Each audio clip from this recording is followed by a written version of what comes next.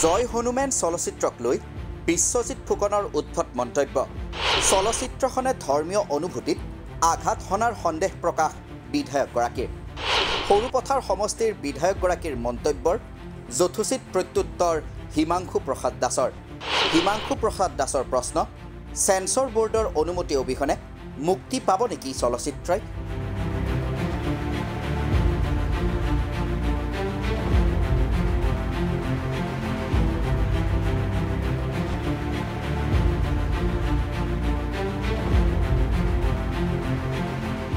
অহা 18 অক্টোবৰত অসমত মুক্তি লাভ কৰিব বহু চৰ্চিত ছবি জয় হনুমান। হিমাংশু প্ৰসাদ দাসৰ পৰিচালনাৰে নিৰ্মিত চলচ্চিত্ৰখনৰ মুক্তিৰ পূৰ্বেই সৃষ্টি হৈছে এক বিতৰ্কৰ। সৰুপথাৰ সমষ্টিৰ বিধায়ক বিশ্বজিৎ ফুকনে সামাজিক মাধ্যম যোগে চলচ্চিত্ৰখনৰ সন্দৰ্ভত মন্তব্য প্ৰকাশ কৰি কয়, ভগৱান হনুমান কেনেকৈ হনুমেন হ'ল?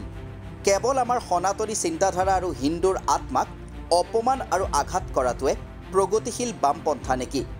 আৰবান নক্সালসকলে সদায়ে সনাতন বিৰোধী কিয়? এইদৰে সামাজিক মাধ্যম যোগে মন্তব্য দিয়াৰ পাছত জয় হনুমানৰ পৰিচালক হিমাংশু প্ৰসাদ দাসে নিজৰ প্ৰতিক্ৰিয়া প্ৰকাশ কৰিছে এটা বিশেষ ভিডিঅ'। ভিডিঅ'টোত তেওঁ কৈছে, সৰুপথাৰ সমষ্টিৰ বিধায়ক বিশ্বজিৎ ফুকন ডাঙৰীয়াৰ ফেচবুকত দিয়া এটা মন্তব্য আমাৰ দৃষ্টিগোচৰ হৈছে।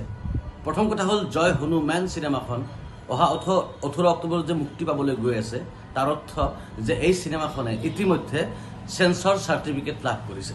এখন চিনেমাই সেন্সৰ চাৰ্টিফিকেট লাভ কৰিব লাগিলে সেন্সৰ বোৰ্ডৰ পৰা অনুমতি পাব লাগিব, আৰু সেই সেন্সৰ বোৰ্ড পৰিচালিত হয় ভাৰতবৰ্ষৰ সংবিধানে নাগৰিকক দিয়া অধিকাৰৰ ওপৰত ভিত্তি কৰি।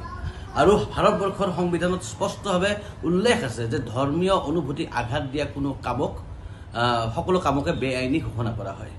অৰ্থাৎ জয় হনুমান চিনেমাখনৰ কোনো ধৰণৰ ধাৰ্মিক অনুভূতিত আঘাত দিয়া কোনো দৃশ্য সংলাপ নাই, আৰু সেইবাবেই সেন্সৰ বোৰ্ডে আমাক এই চিনেমাখন মুকলিভাৱে প্ৰদৰ্শন কৰাৰ বাবে অনুমতি প্ৰদান কৰিছে। গতিকে মই নাজানো যে উপৰুৱাকৈ বাহিৰৰ পৰা দেখিয়ে কিছুমান মন্তব্য কৰি আছে বহু ব্যক্তিয়ে, তাৰ মাজতে মাননীয় বিধায়ক ডাঙৰীয়াও এই মন্তব্যটো কৰিছে।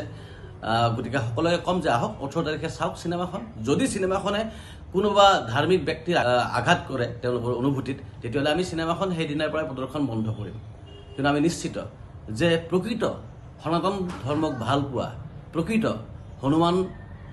প্ৰভু হনুমানক ভক্তি কৰা প্ৰতিজন ব্যক্তিয়ে এই চিনেমাখন চোৱাৰ পিছত ক'ব নোৱাৰিব যে আমি কাৰোবাৰ ধৰ্মীয় অনুভূতিত আঘাত কৰিছোঁ। ধন্যবাদ। অৱশ্যে কিছু সময় পাছতে বিধায়ক বিশ্বজিৎ ফুকনে নিজৰ পোষ্টটো ফেচবুকৰ পৰা মোহাৰি পেলায়। কিন্তু কিহৰ প্ৰেৰণাত বিশ্বজিৎ ফুকনে সেই পোষ্টটো দিছিল, তাক লৈ এতিয়া চৰ্চা চলিছে।